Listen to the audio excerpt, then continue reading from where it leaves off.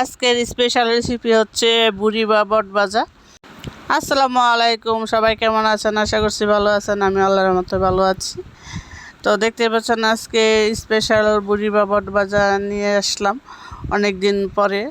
খুব বেশি একটা ভিডিও আপলোড দেওয়া হয় না। তো চলেন রেসিপিতে চলে যাই।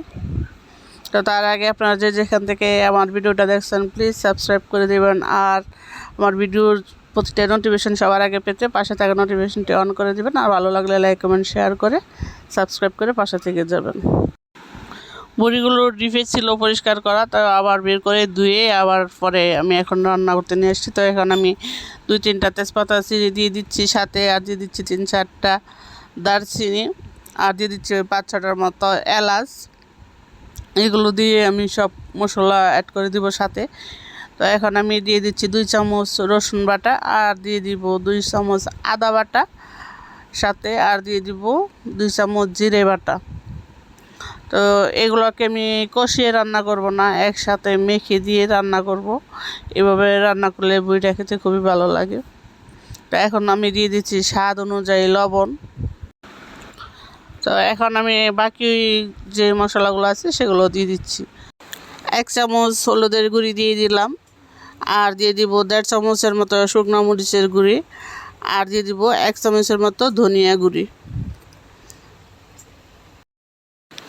এখন আমি দিয়ে দিব এখানে প্রায় 1 মুঠের মতন পেঁয়াজ কুচি। তো পেঁয়াজটা আমি পরে আরও অ্যাড করব ভাজার সময়, তার জন্য আমি এখন একটু কম দিয়ে দিচ্ছি। আর দিয়ে দিচ্ছি সয়াবিন তেল পরিমাণ মতো, যেহেতু বুড়ির মধ্যে অনেক তেল আছে, আলগা তেল আছে, তো অনেক তেল এমনিতেই উঠে যাবে। সব কিছু দেওয়া হয়ে গেলে আমি এখানে সামান্য একটু পরিমাণ পানি অ্যাড করে দিচ্ছি। পরবর্তীতে আমি আর কোনো পানি অ্যাড করব না, এটাতে শুধু এমনি রান্না করব। আর এখন আমি দিয়ে দিচ্ছি কিছু কাঁচামরিচ, আর দিয়ে দিব কয়েকটা শুকনো মরিচ সাথে। এগুলো আস্তে আস্তে যখন রান্না হবে তখন জালটা বের হবে। তো এখন আমি ঢাকনা দিয়ে ডেকে সরাসরি চুলায় বসিয়ে দিব। প্রায় 6-7 মিনিটের মতো বসিয়ে রেখে দিয়েছি, দেখতে পাচ্ছেন। তা এখন আমি একটু নিয়ে নাড়াচাড়া দিয়ে দিচ্ছি। তো ভালো করে নেড়ে চেড়ে আমি ঢাকনা দিয়ে ডেকে আবারও কিছুক্ষণ সময় রান্না করব। আর আমি এটাতে কিন্তু কিছু আলু অ্যাড করব, 2-1টার মতন। আলু ছাড়া বুড়ি খেতে আমার কাছে একটুও ভালো লাগে না। তার জন্য আলু দেওয়ার আগে বুড়িটাকে ভালো করে একটু কষিয়ে টষিয়ে নিচ্ছি, যাতে বুড়ির যে একটা গন্ধ থাকে সেটা যাতে চলে যায়। তখন আমি একটু ঝোলটা শুকনো শুকনো হলে আমি আলুগুলোকে অ্যাড করে দিব সাথে। তো এখন আমি ঢাকনা দিয়ে ডেকে প্রায় 20-25 মিনিটের মতন এই বুড়িগুলোকে সিদ্ধ করে নিব। বুড়িটা যেহেতু সিদ্ধ হতে সময় লাগে, তার জন্য আমি চুলাটাকে একটু লো ফ্লেমে দিয়ে সিদ্ধ করব। তো দেখতেই পাচ্ছেন বুড়িতে কি পরিমাণ তেল উঠেছে। আর আমি কিন্তু কোনো পানি টানি কোনো কিছু অ্যাড করি না, এমনিতেই ঝোলটা নিজে থেকেই উঠেছে। বুড়ির মধ্যেও এক্সট্রা একটা পানি থাকে, সেইগুলো একদম বেরিয়ে আসছে। তো এখন আমি কষানো হয়ে যাওয়ার পর 2টা আলু আমি কুচি করে কেটে রেখে দিয়েছিলাম কিউব কিউব করে। তো এখন আমি সেগুলোকে দিয়ে ভালো করে কষিয়ে নিচ্ছি আবারও। এখন যে আলুগুলো দিলাম, আলুটা পানিগুলো অনেকটা খেয়ে নিবে এবং বুড়িটাও শুকনো শুকনো হয়ে যাবে, ততক্ষণে রান্নাটাও কমপ্লিট হয়ে যাবে।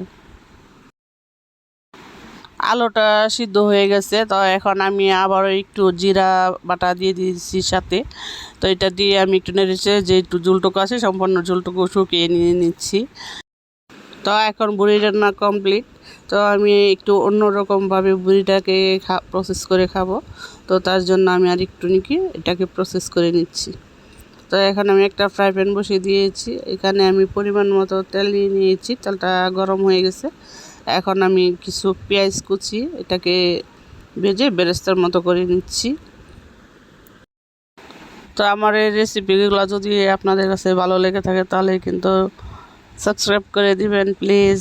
আর আমার ফেসবুক পেজও আছে শাহনাজ কিচেন, সেটাও ফলো করতে পারেন। তো পেঁয়াজটা ব্রাউন কালার করে ভেজে নিয়েছি। এখন আমি এটাতে কিছু বুড়ি দিয়ে দিচ্ছি, সবটা দিব না, যেইটুকু প্রয়োজন সেটুকু দিয়ে দিচ্ছি। আর বাকিটুকু রেখে পরবর্তীতে আবার সেমভাবেও খেতে পারবো, আবার শুধু শুধু যেভাবে রান্না করেছি সেইভাবেও খাওয়া যাবে।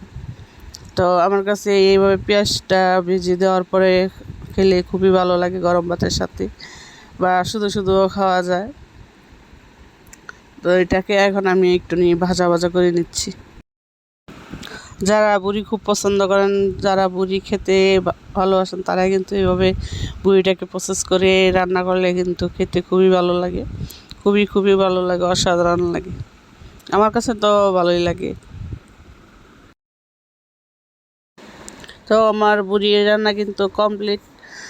দেখতে পাচ্ছেন বুড়িটা ভাজা হয়ে গেছে। তো আমার এই রেসিপিটা যদি আপনাদের কাছে ভালো লাগে থাকে তাহলে প্লিজ সাবস্ক্রাইব করে দিবেন, আর পাশে থাকা বেল আইকনটি অন করে দিবেন, আর ভালো লাগলে লাইক কমেন্ট শেয়ার করে পাশে থেকে যাবেন, আর আমার ফেসবুক পেজটাও ফলো করতে পারেন। তো আজকে বিদায়, আবারও দেখা হবে নতুন কোনো ভিডিও নিয়ে। সে পর্যন্ত ভালো থাকবেন, সুস্থ থাকবেন। আল্লাহ হাফেজ।